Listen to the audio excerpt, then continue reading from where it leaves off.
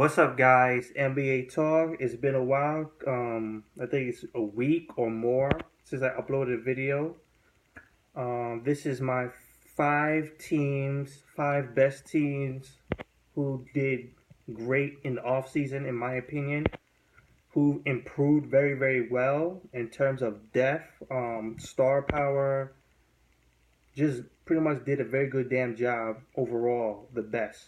Or I could say improved the most. So that being said, let's get into it quickly. The first one will be my New York Knicks, being probably one of the first to make huge news in the off season when it started, even before the draft. Before the NBA draft of 2016, acquiring Derrick Rose in a trade with Chicago Bulls. Derrick Rose, Justin Holiday as a backup. In free agency, we got Joakim Noah as our biggest pickup.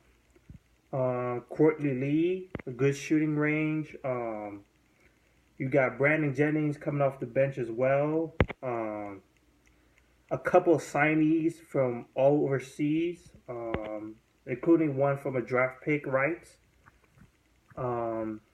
We got Marshall Plumlee. We re-signed Lance Thomas, and unfortunately, we signed back Sasha Verjevic, if you know what I mean. So that's pretty much it. This is pretty much the biggest improvement we've seen by the New York Knicks in years. So very good job on the New York Knicks, and looks as long as they are healthy, which is their biggest problem going into the season.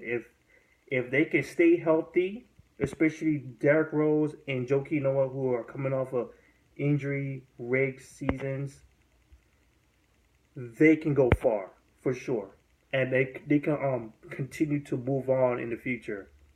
With Kristaps Porzingis, Carmelo Anthony, it is looking good for the New York Knicks. So that's for the New York Knicks. 5. Here's my fourth pick, the Detroit Pistons, who are underrated a little bit. They played the hell out of Cleveland Cavaliers. Pretty much played the best out of all Eastern Conference teams they played in the playoffs. And of course, eventually that include other than the Warriors in the finals. The Detroit Pistons played the hell out of them very, very well. They got a couple of draft picks. They re-signed Andre Drummond, which is their biggest pickup. Re-signing Andre Drummond, they're pretty much their franchise player. He just needs to work on free throws, and he will be a completely perfect guy to pick up. They got this big man, John Leaner, which I think he's a big man. From Phoenix, very underrated as well. He plays good minutes. Bogan Berjevic for the San Antonio Spurs, the one who was supposed to replace Tim Duncan, but he ended up leaving and coming here. And you also got this boy Ish Smith from Philadelphia 76ers, who played the hell out of the point guard spot very, very well. I think he was traded in to the Philadelphia at All-Star break, I think. So very good pickup. Very good pickup. Good backup. Because, of course, Steve Blake is gone. Now you have this boy Ish Smith, who is much younger. And who could play very, very good. Backing up Reggie Jackson.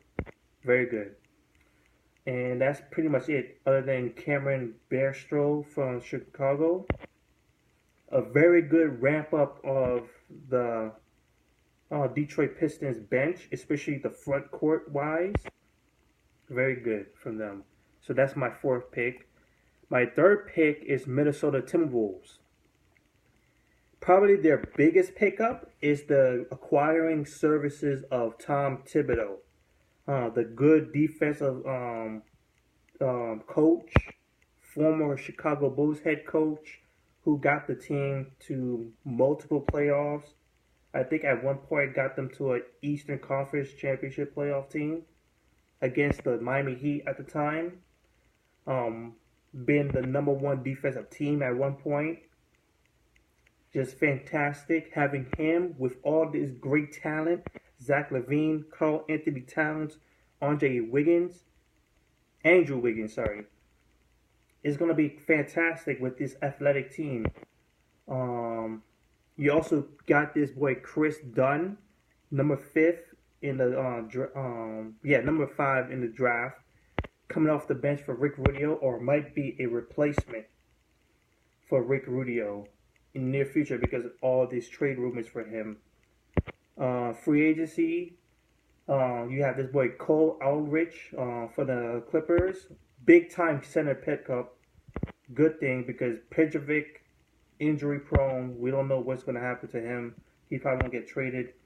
You also got this boy Jordan Hill from Indiana, who did very, very well. Very, very well in the Indiana bench. Just played good minutes. And you got this boy Brandon Rush from the Golden State Warriors, former champion. A good shooter. Fantastic.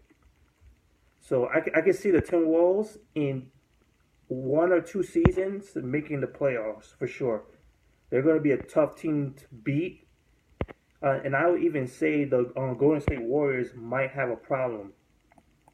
They will have a problem with this team for sure. Next up, the Boston Celtics as number 2, I think. Yeah, I think this is my number 2 pick. They just had a fantastic season last the 2015-2016. This offseason, beating much the draft, including Jaylen Brown, the 3rd overall pick for the team. Good wingman for them. Free agency, Gerald Green, which is underrated, from the Miami Heat. Good shooting because they really need shooters. Al Horford, probably their biggest pickup. Signing this dude. Now they have a big man to pair up with Isaiah Thomas. Isaiah Thomas being the only real scorer for the team. Now they have a second scorer, Al Horford, as a second option. Fantastic. Just fantastic. The team is going to improve big time because now they have someone to protect the rim more. Plus, they signed back Tyler Zeller, who played the hell out of the ball, especially protecting the rim. And he could give you some good pick and roll action too. With Al Horford on the field, with his spread on the floor, with his 3-point shooting, mid shots, post ups, just fantastic. This team is going to improve very, very well. I can see them making, being the 3rd spot in the Eastern Conference for sure. If they keep themselves healthy, for sure. So that's it for them. And my number 1 pick, if you watched me for the past couple of videos, you will know the Indiana Pacers. I've said it, that they had the most improvement, the best offseason I've ever seen in years. Out of all off seasons, they've shown me to have one of the biggest changes I've ever seen. Of course, they had a change in leadership with the head coach. Frank Vogel had to go. They got rid of Frank Vogel and got this guy, Nate McMillan. I think that's his name. Former assistant coach of Frank Vogel. So there's probably some familiarity, some similar strategies going on with him. Larry Bird's trying to go with an more offensive method, trying to get some more offensive power, being lack of since the playoffs. Free agency, they got Aaron Brooks, a big time backup guard, Chicago. I don't know what they did with him, but he's a good backup, Aaron Brooks. They also got Al Jefferson from Charlotte Hornets. I don't know how they pulled that off. just fantastic. Got someone to back up the front court of the Indiana Pacers. They got this guy Jeremy Evans from Dallas. He's still in that prospect category where we don't know what he can really do, and he's been here for a couple years now and haven't really made a true impact. So hopefully he could do something here. They got Jeff Green in a trade. They gave up George Hill to get this dude. Now they got this guy who can go into the paint, slash, shoot the ball. They may have given up like a defensive power, but they gained much more offensive power. And they got this boy Daddy is Young for nothing.